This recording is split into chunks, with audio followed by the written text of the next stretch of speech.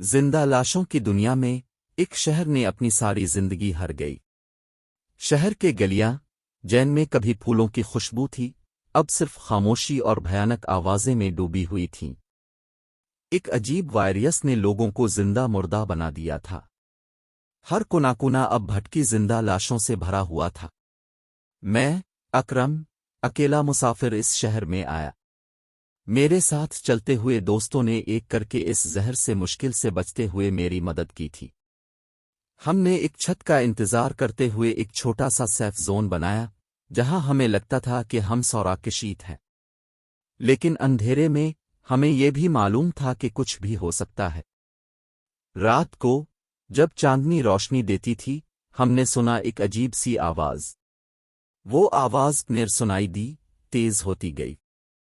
پیچھے مڑ کر ہمیں دیکھا کہ ایک بیدی سی لاشوں کی قافلہ ہمارے سیف زون کی طرف تیز رفتار سے بڑھ رہا تھا۔ سب نے اپنے ہاتھ اروین کو تیار کیا اور ایک جنگ شروع ہو گئی۔ ہمارے امو کم ہو رہے تھے لیکن ہم نے حوصلہ نہیں کھویا۔ ایک دوسرے کی مدد کرتے ہوئے ہم نے وہ لاشوں کو روکا، لیکن ایک تیز زومبی نے ہمارے درمیان سے گزر کر مجھے گھائل کیا۔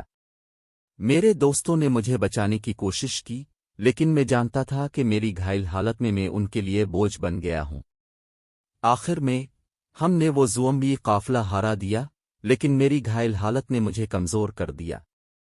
میرے دوستوں نے مجھے دھیرے دھیرے اپنے ساتھ چلنے کو کہا لیکن میں نے ان سے کہا، جاؤ مجھے چھوڑ دو، میں تمہاری لیے روک بنا ہوں۔ ان کی انہوں میں آنسو تھے لیکن وہ سمجھ گئے کہ یہ آخری قربانی ہے جو شاید ہمیں بچا سکے۔ مجھے چھوڑ کر میرے دوستوں نے ایج بڑھا اور میں نے اپنی آخری سانس لی۔ شہر کا ماحول ابھی بھی بھیانک تھا لیکن کمزور ہے کر بھی میں نے اپنے دوستوں کے لیے ایک رے آف ہوپ بنایا تھا۔